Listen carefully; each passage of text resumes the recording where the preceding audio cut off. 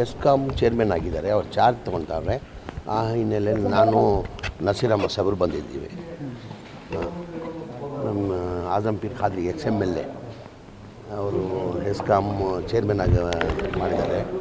ಅವ್ರು ಚಾರ್ಜ್ ತೊಗೊಳ್ತಾರೆ, ಚಾರ್ಜ್ ಕೊಡೋಕ್ಕೆ ಇವತ್ತು ಬಂದಿದ್ದೀವಿ. ಸರ್, ಸಚಿವ ಸಂಪುಟ ಇಲ್ಲ, ಏನು ನಮ್ಗೆ ಇದ್ದವ್ರಿಗೂ ಏನು ಮಾಹಿತಿ ಇಲ್ಲ, ಆ ಥರ ಇಲ್ಲ. ನಿಮ್ಮ ಮಾಧ್ಯಮದಲ್ಲೇ ನಾವು ನೋಡ್ತಾ ಇರೋದು, ಆ ಥರ ಚರ್ಚೆ ಮಾಡಿಲ್ಲ. ಈಗ ಅದು ಆಗಬೇಕಾದ್ರೆ ಮುಖ್ಯಮಂತ್ರಿಗಳು ಉಪಮುಖ್ಯಮಂತ್ರಿಗಳು ತೀರ್ಮಾನ ಮಾಡಬೇಕಾಗಿರೋದು. ಇದುವರೆಗೂ ಆ ಥರ ಏನು ನಮ್ಮ ಮುಂದೇನು ಆ ಥರ ಚರ್ಚೆ ಆಗಲಿಲ್ಲ.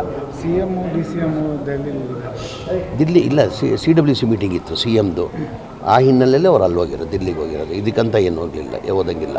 ಸರ್, ಚಂದ್ರಶೇಖರನಾಥ್ ಸ್ವಾಮೀಜಿಯನ್ನು ಮುಸ್ಲಿಂ ಮತನ ರದ್ದು ಮಾಡಬೇಕು ಅನ್ನೋ ಹೇಳಿಕೆಯನ್ನು ಇಲ್ಲ, ಅದು ಸರಾಸರಿ ಸ್ವಾಮೀಜಿ ಯಾವ ಹಿನ್ನೆಲೆಯಲ್ಲಿ ಹೇಳಿದ್ರು ಗೊತ್ತಿಲ್ಲ. ಈಗ ಸಂವಿಧಾನದಲ್ಲಿರೋದು, ಮತ ಕೊಡೋದು ಸಂವಿಧಾನದಲ್ಲಿ, ಬಾಬಾ ಸಾಹೇಬ್ ಅಂಬೇಡ್ಕರ್ ಸಂವಿಧಾನದಲ್ಲಿ ಕೊಟ್ಟಿರೋದು. ಅದು ಹಕ್ಕದು, ಎಲ್ಲರದು ಹಕ್ಕು, ಮುಸಲ್ಮಾನ ಅಂತ ಇಲ್ಲ, ಎಲ್ಲ ಹಿಂದೂಸ್ತಾನಲ್ಲಿರೋರು ಎಲ್ಲರದು ಅದು ಹಕ್ಕದು. ಅದು ಯಾವ ಹಿನ್ನೆಲೆ ಹೇಳಿದ್ದಾರೆ ಸ್ವಾಮೀಜಿ, ಅವ್ರು ದೊಡ್ಡವರಿದ್ದಾರೆ, ಅವ್ರ ಬಗ್ಗೆ ನಾನು ಮಾತಾಡೋಕ್ಕೆ ಇಷ್ಟಪಡಲ್ಲ ನಾನು. ಸರ್, ಈಗ ಬೆಳಗಾವಿ ಅಧಿವೇಶನ ಉತ್ತರ ಕರ್ನಾಟಕಕ್ಕೆ ಜಾಸ್ತಿ ಒತ್ತು ಕೊಡಬೇಕನ್ನೋ ಇದು ಇದೆ.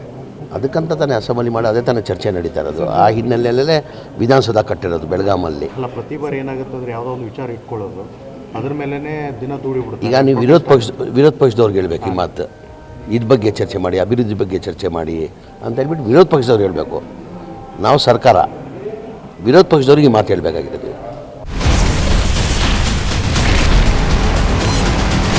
Ashwavega English News. Coming soon. Your channel, your voice, your trust.